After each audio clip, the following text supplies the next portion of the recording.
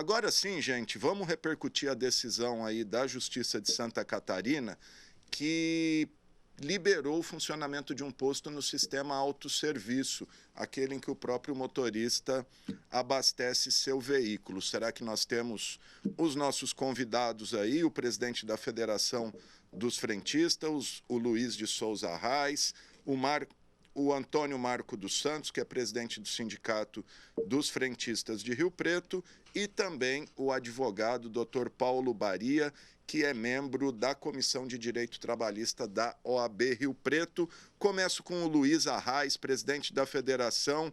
Luiz, obrigado por participar. Como é que a Federação dos Frentistas recebeu essa decisão da Justiça, Luiz? Bom dia a todos. Primeiro, é importante, e a gente agradece a participação no programa, dizer que nós recebemos com muita surpresa, por todos os aspectos. Primeiro, porque um juiz substituto federal deu uma sentença contra uma lei federal, inclusive que já foi julgada no Supremo Tribunal Federal, uma ADI, e que julgou a lei constitucional.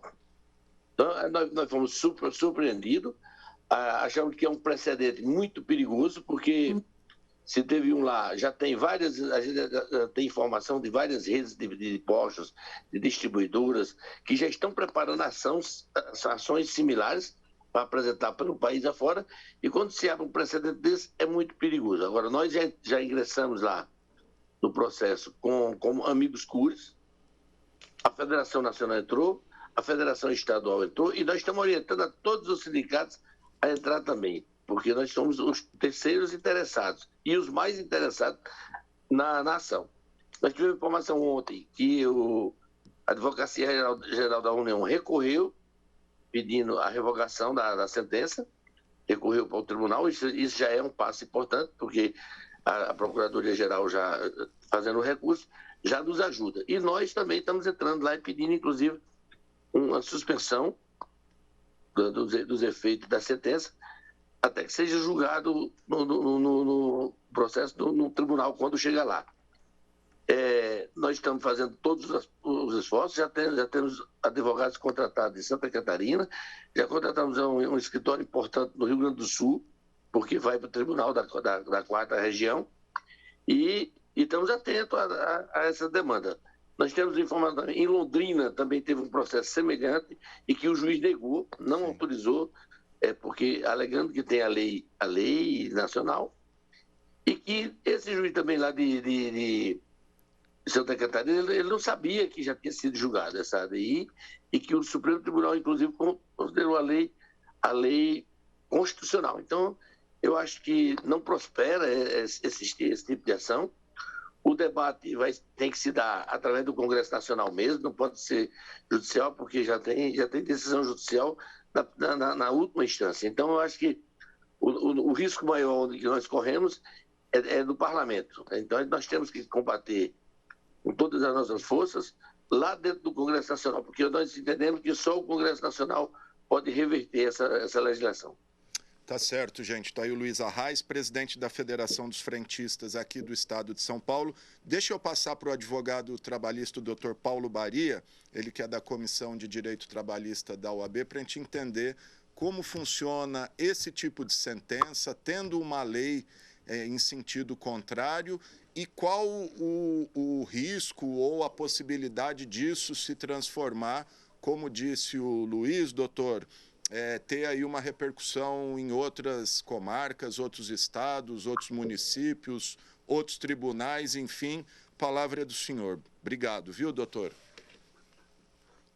É uma honra participar, bom dia a todos. Vamos tentar ir direto ao ponto, porque nosso tempo é sempre escasso, né? A decisão desse juiz, eu não posso comentar, eu não conheço os autos, mas eu posso comentar aquilo que ocorre no mundo jurídico em relação a isso, né? Foi um juiz federal, que parece-me não é um juiz do trabalho, né? Não está sendo discutido ali a questão de automação ou não, mas a verdade é que a sociedade muda, as coisas mudam, e nesse caso específico nós temos uma legislação federal. E pode um juiz federal, essa é a pergunta, julgar contra uma lei que existe e está em vigor e que, como diz o senhor Arraes, o Supremo recentemente declarou constitucional? Ora, o nosso sistema jurídico, em tese, o juiz deve obedecer à legislação que existe, né? Ele pode julgar, mesmo assim, contra a lei? Pode. O que ele pode fazer nesse sentido? Ele deveria, no controle, nós chamamos de controle difuso da constitucionalidade, quer dizer, na cabeça de um juiz e não do Supremo Tribunal Federal, entender que aquela lei é inconstitucional por algum motivo. E, como eu disse, eu não estudei o processo para saber qual foi o argumento que ele usou, né? Mas, pelo que dá a entender, é em razão da modernidade tecnológica, livre mercado, etc, etc. Eu acho que o argumento do posto de combustível de que não encontra funcionários para trabalhar lá é bastante evasivo, né? Ao contrário, num país de 12, 13 milhões de desempregados, não encontrar trabalhador, eu acho a alegação muito fraca para esse tipo de tese jurídica. E eu entendo, e eu quero aqui levantar uma outra questão, então o juiz, do ponto de vista constitucional, ele pode sim julgar contra a lei, desde que ele dê um fundamento para isso, porque senão ele é obrigado a cumprir a lei. Agora, como já disse também o colega, já tem um recurso, um tribunal vai apreciar isso, depois tem ainda STJ, depois ainda tem Supremo Tribunal Federal. Então é uma longa estrada para dizer que vai dispensar a mão de obra dos frentistas, aqueles que abastecem veículo. Mas eu só quero fazer um alerta, né? Eu tenho andado muito no exterior, tenho dado palestras lá em Coimbra, etc. Tal. Nos Estados Unidos, na Europa, você não encontra mais frentista. Você mesmo abastece seu carro e você mesmo paga, né? Se isso diminui empregos, claro que diminui. Mas nós enfrentamos o mesmo problema com cobradores de ônibus, na indústria canavieira, substituição por máquina. A automação é um negócio inevitável, né? Isso vai acontecer com o tempo. Isso é fruto da tecnologia. E eu queria lembrar aqui, historicamente, que essa história toda começou em 1812 com os chamados ludistas, quando foram criados os teares mecânicos, em 1812, lá na Inglaterra, e dispensou-se um monte de mão de obra, liderados por uma pessoa que entendia que estava sendo ali perdido empregos, começou-se a destruir teares, destruir indústrias, né? E mesmo assim a tecnologia ficou. Então, quando é chegado o momento de uma nova era, nada segura isso, né? A legislação hoje está tentando proteger esses empregos e até o consumidor que vai abastecer a bomba. Mas direito é objeto cultural, ele muda com o tempo. No nosso tempo, no Brasil, diferentemente da Europa e dos Estados Unidos, a lei diz: eu tenho que ter frentistas, né? Então, essa mudança deveria ser feita pelo Congresso Nacional e não pela decisão unilateral de um juiz unicamente. Doutor, parece que o argumento ali principal é a livre iniciativa econômica, o direito de empreender da maneira que bem entender, tal. Então, em linhas gerais, me parece que foi mais ou menos essa a argumentação, tanto da ação quanto do juiz. Deixa eu passar para o presidente do Sindicato dos Frentistas de Rio Preto, o Antônio Marcos dos Santos, para ele falar um pouquinho também dessa decisão e trazer um pouco para Rio Preto. Por exemplo, quantos empregos os postos de combustível geram hoje em Rio Preto? Marco, obrigado. Eu que agradeço, né? Um abraço aí a todos os participantes aí. Realmente é muito preocupante, né? Porque o desemprego no país está muito grande. A gente não pode pensar só em São José do Rio Preto. São José do Rio Preto hoje são mais de 3 mil trabalhadores que pertencem à nossa base. Se isso vinha acontecer da forma que está acontecendo, que um juiz entendeu que deu uma liminar para o posto de gasolina abrir, foi só numa cidade lá de Santa Catarina, uma cidade pequena. Eu acho que é muito preocupante porque trabalhadores de postos no Brasil inteiro são mais de 500 mil. Então, se essa moda pega, daqui um dia grandes redes vão entrar com a liminar também pedindo para colocar o outro serviço. Então, a nossa federação, junto com a nossa federação estadual e a nacional está atenta, já fizemos recurso E espero que o juiz volte. Eu não sei se consegue voltar atrás, se a gente consegue suspender alguma coisa.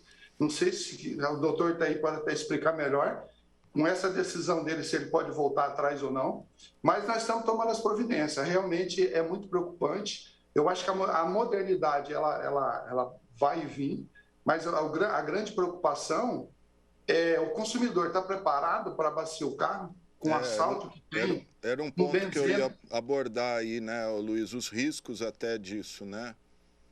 Com benzeno hoje, que é cancerígeno, então é muito preocupante, a gente teria que estudar mais, eu acho que o país ainda não está preparado em sentido no posto de gasolina, que é muito perigoso, a gente vê pessoas aí, o posto explodindo aí em vários estados, aqui no estado de São Paulo, então é muito preocupante, eu acho que a modernidade ela tem que vir, mas será que o consumidor está preparado? E quando fala quando se pôr o autosserviço vai diminuir o preço, eu acho que isso pode ser que no primeiro instante até abaixo, mas depois eu acho que o consumidor vai ser empregado do dono do posto. Legal, Marco. Deixa só eu passar para o Dr. Paulo. Ele me disse que tinha um compromisso, ele não poderia ficar muito aqui. Se ele quer complementar alguma coisa, para ele também se despedir, deixar ele à vontade. Eu queria, antes do Dr. Paulo, eu queria só fazer uma pequena ressalva, até para o Dr. Paulo também comentar sobre isso, que é importante. E você tocou no assunto também. Lá, os argumentos da sentença falam que o posto tem dificuldade de encontrar trabalhador, mas sim da lei do livre comércio, etc. Só que a lei do livre comércio, ela é uma lei específica. Então, nós temos uma lei específica que proíbe, e essa lei geral não pode se sobrepor a uma lei específica, se eu não estou enganado. Legal. Doutor Paulo, passo para o senhor comentar o que o Luiz disse e também quero agradecer ao senhor, eu sei que o senhor tem compromisso, fica à vontade. Rapidamente, quanto à pergunta do Marcos, se o juiz poderia mudar de ideia. Se for uma mera liminar, sim, ele pode revogar a qualquer momento a liminar. Agora, se ele já deu uma sentença, aí não. Aí ele já entregou a jurisdição, ele não pode mexer mais na sentença, só um tribunal. Aí caberia aos interessados no tribunal pedir uma cautelar para não dar efeito de imediato àquela decisão, àquela sentença do juiz. E em relação à pergunta do Arraes, essa questão de livre comércio, lei específica realmente revoga a lei geral. Mas, no caso, o juiz citou princípios constitucionais. Aí nós estamos falando de hierarquias diferentes, né? A lei específica e a lei geral estão no mesmo grau de hierarquia. Agora, a lei específica e o princípio constitucional, não. O princípio constitucional está acima. Então, o juiz, parece-me, ao falar de livre iniciativa, utilizou um princípio que está na Constituição, que é exatamente esse. Então, nesse caso, haveria uma subordinação da lei específica ao princípio constitucional. Agora, interpretação da lei, né, nós temos diversas formas e vamos ter sempre. O direito não trabalha com 2 mais 2 igual a 4, porque sempre tem o elemento homem no meio que faz a interpretação do texto, né?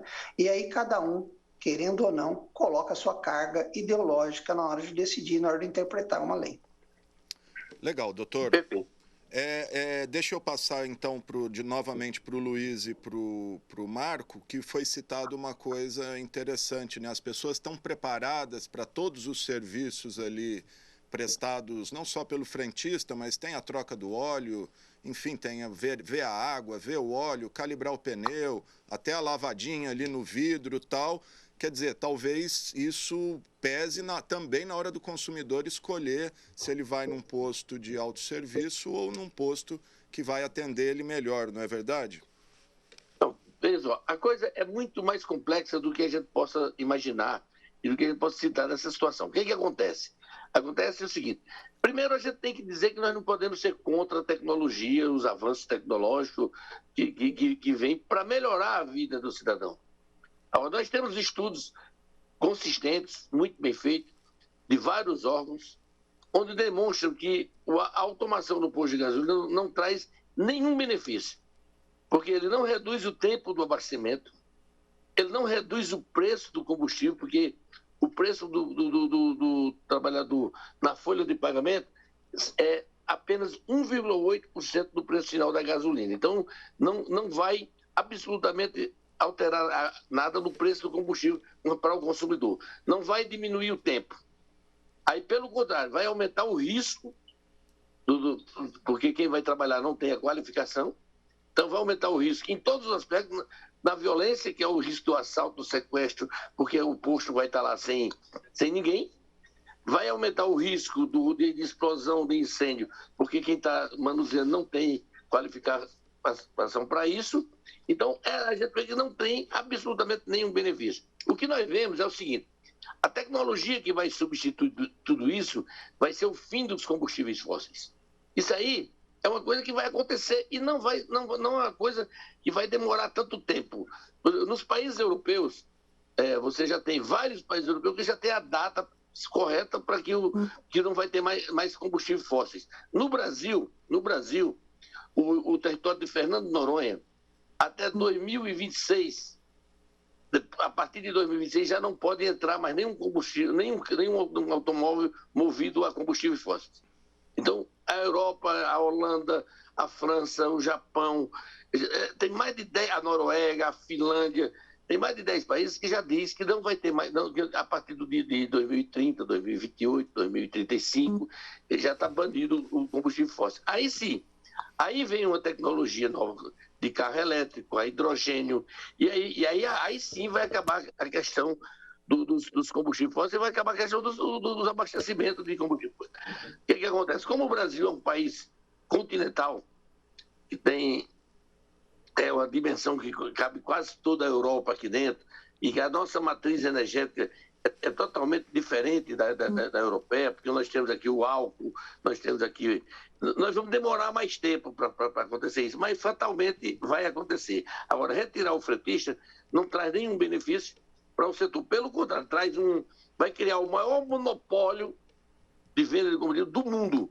porque aqui vem grupos estrangeiros que vai dominar o mercado e vai fazer o que bem entender. Só para você ter ideia, eu participei de um debate no Chile, representando o Brasil, fui pela União, uma Central Sindical Mundial, eu fui representar o Brasil, e lá foi o presidente de um conglomerado de empresas lá, que as empresas é maior que o PIB do Chile, inclusive eles são donos desse Dicico que tinha aqui, esse depósito aqui já tem no Brasil. Ele falou que queriam instalar postos de gasolina no Brasil, e que a ideia era criar 1.500 postos de combustível na região centro-oeste, não, na região sudeste, e que eles não vieram a instalar esses 1.500 postos porque tinha uma lei que proibia o autosserviço. Então, veja só, vai trazer muito mal para o país se isso acontecer. Os donos de postos, 80% dos revendedores são contrários ao autosserviço. Por quê? Porque eles sabem que na hora que implantar isso, aquele posto tradicional da cidade, que era do pai, passou para o filho, que já está com o neto, aquele posto pequeno, aquela redezinha de 2, 3 postos, aquela família que tem só um posto, esses vão desaparecer todos, sem exceção. Quem vai tomar de conta da venda de combustível do Brasil é o capital internacional, as grandes multinacionais Shell, Heiser e não sei quem mais, as grandes redes. E aí você vai estar dando espaço para que seja instalado o maior monopólio de venda de combustível do mundo. Então, nós temos todos esses argumentos. É com esses argumentos que nós temos conquistado lá no Congresso Nacional várias vitórias, até hoje eles não conseguiram implantar, porque nós temos todos esses argumentos, além da questão social, de desempregar 500 mil pais de família, que representa aí 2 milhões de pessoas, multiplicando por 3, e que não tem nenhum outro benefício. Então, você veja, nós temos estudos aqui em São Paulo que quando a máquina substituiu o cortador de cana, sem nenhum critério, simplesmente chegou e tirou o cortador e pôs a máquina, 80% deles viraram andarilhos nas estradas, pedintes, moradores de rua. Não é isso que nós queremos para os fretistas, nem é isso que nós queremos para o Brasil.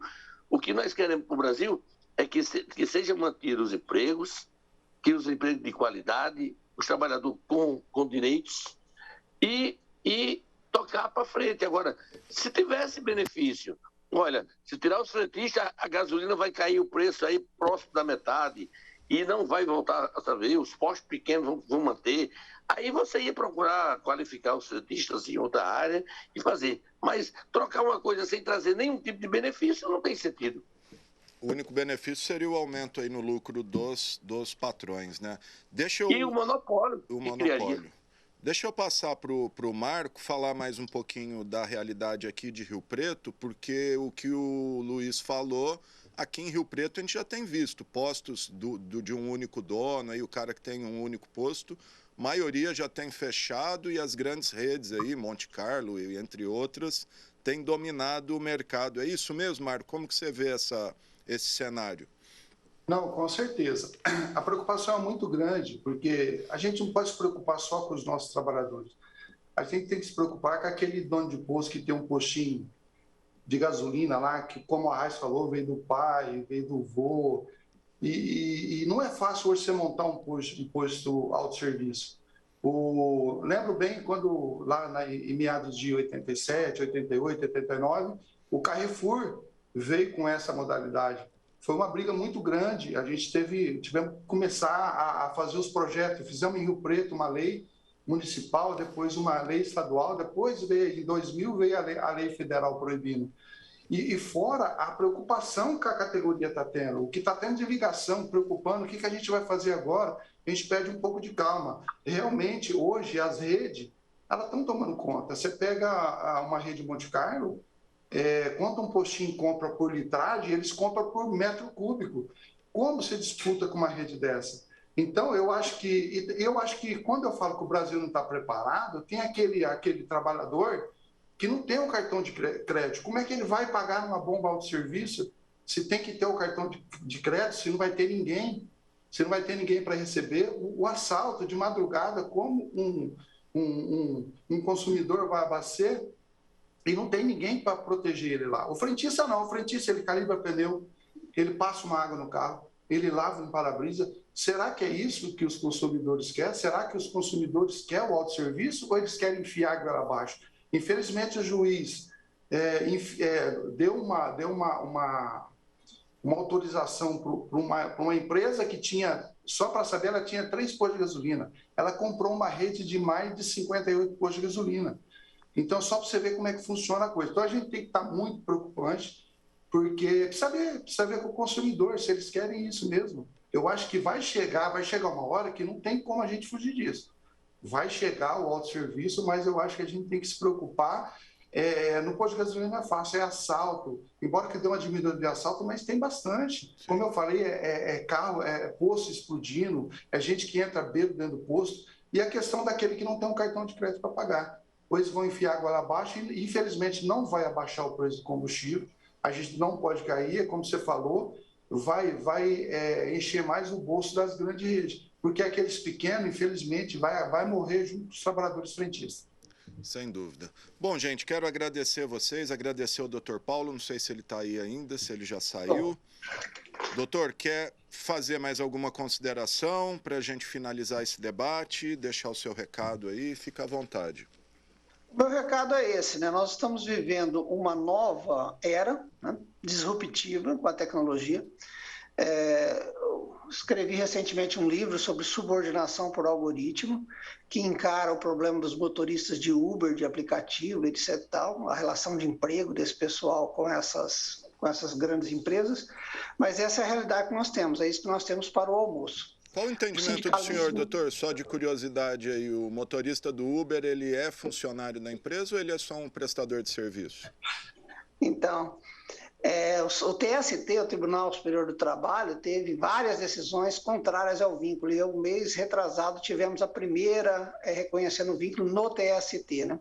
Pelo Brasil, os empregados estão perdendo de 99% a 1%.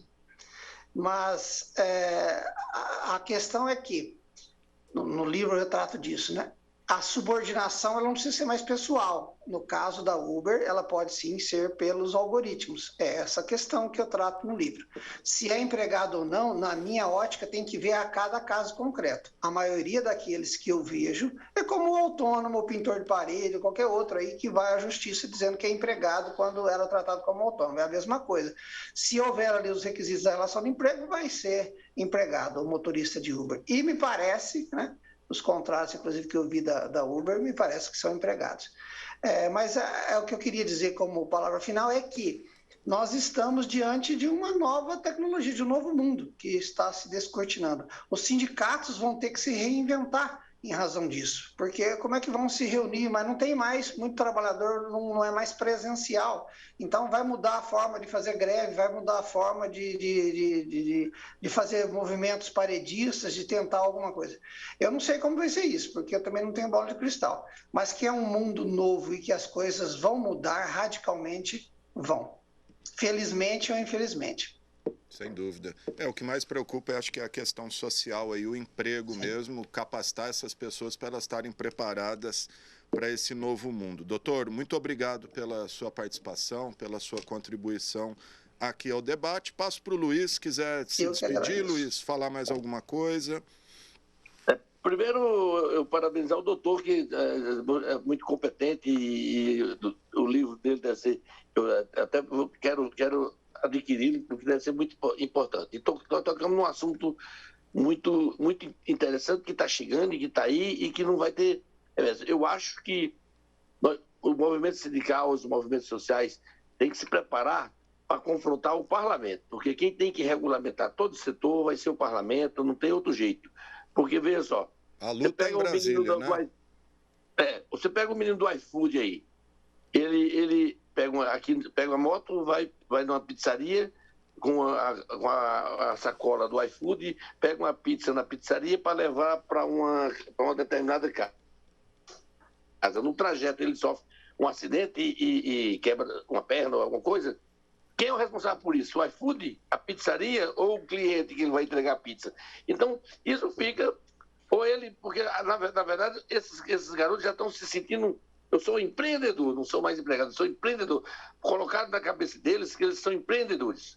Aí, nesse trajeto, a moto é roubada, não tem quem é responsável. Ele sofre um acidente, não tem responsável. Ele não tem horário, não tem 13º, não tem férias, não tem fundo de garantia, não tem nenhum tipo de segurança. Então, eu acho que está aí a tecnologia, vai vir, mas agora não pode ser uma coisa jogada de qualquer forma. Eu acho que o parlamento brasileiro e o movimento sindical tem que realmente se reinventar e ir para o parlamento para fazer essa discussão dentro do parlamento e no parlamento regulamentar tudo isso. Então, eu acho que é isso. Eu agradeço pela participação e estou sempre à disposição, sempre que for necessário. Maravilha, gente. Luiz de Souza Arraes, presidente da Federação dos Frentistas e Trabalhadores de Postos aí do Estado de São Paulo, a quem eu agradeço pela participação. Agradeço ao Dr. Paulo Baria, advogado trabalhista, membro da Comissão de Direito Trabalhista da Ordem dos Advogados do Brasil, subseção Rio Preto. E agradeço também, passo a palavra final aí para o Antônio Marcos dos Santos, que é o presidente do Sindicato dos Frentistas aqui de São José do Rio Preto e região. Marco. Bom, mais uma vez eu quero agradecer ao meu presidente Luiz Arraes, ao doutor, a TV Câmara, por esse espaço, até para dar um alívio para os nossos trabalhadores, informar eles que a nossa federação, nós já estamos tomando providência, já entramos no processo para tentar barrar, então, para dar um alívio um pouco aos nossos trabalhadores, estamos aí trabalhando, não só os 18 sindicatos que a nossa federação estadual, mas também tem a nossa federação nacional, com mais de 50 sindicatos no Brasil.